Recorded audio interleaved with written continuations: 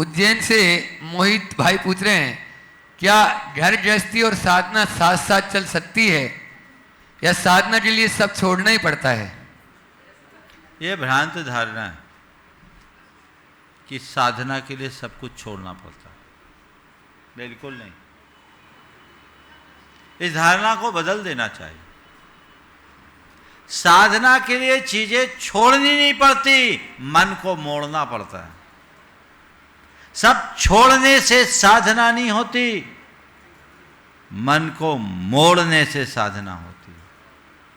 मन को मोड़ने की कला विकसित कीजिए, चीजें अपने आप बदल जाएगी। तो आप घर गृहस्थी में, तो ऐसा नहीं कि घर गृहस्थी में आप कुछ नहीं कर सकते।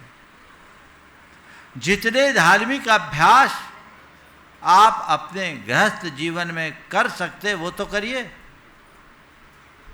और साधना का मूल मंत्र है अनासक्ति और निष्प्रहता। यदि हृदय में अनासक्ति का भाव बढ़ जाए, निष्प्रहता का भाव बढ़ जाए, तो आप चीज़ों को करते हुए भी नहीं करेंगे। तो अंतरंग में वो जगाइए, कर्तव्य भाव से काम कीजिए और साथ में संयम और संतोष को जगाइए। मन में संयम और संतोष का भाव जग गया तो आप गृहस्थ के रूप में भी एक श्रेष्ठ साधक साबित हो सकते हैं। वो दृष्टि अंतर मन में होनी चाहिए। वैसा प्रयत्न हर साधक का होना चाहिए। लक्ष्य बनाइए।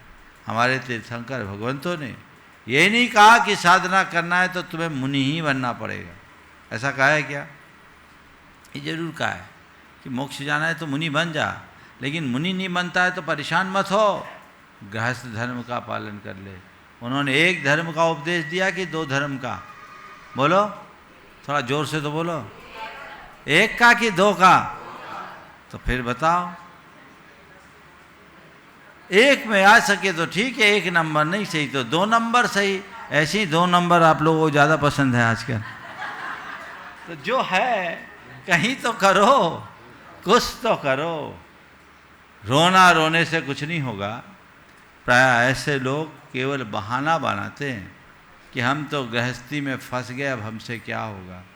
गृहस्थोचित कर्तव्यों का तो पालन करो, गृहस्थ धर्म का तो पालन करो, और सब सन्यासी बन जाएंगे तो धर्म का क्या होगा?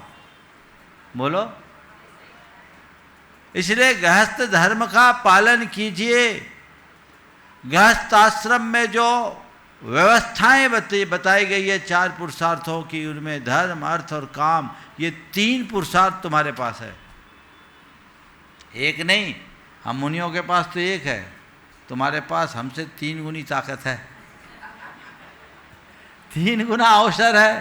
धर्म, अर्थ, काम, इन तीनों के मध्य समन्वय बना करके चलने की व्यवस्था है। ये भावधारा यदि विकसित होती है तो जीवन बेहतर बनेगा।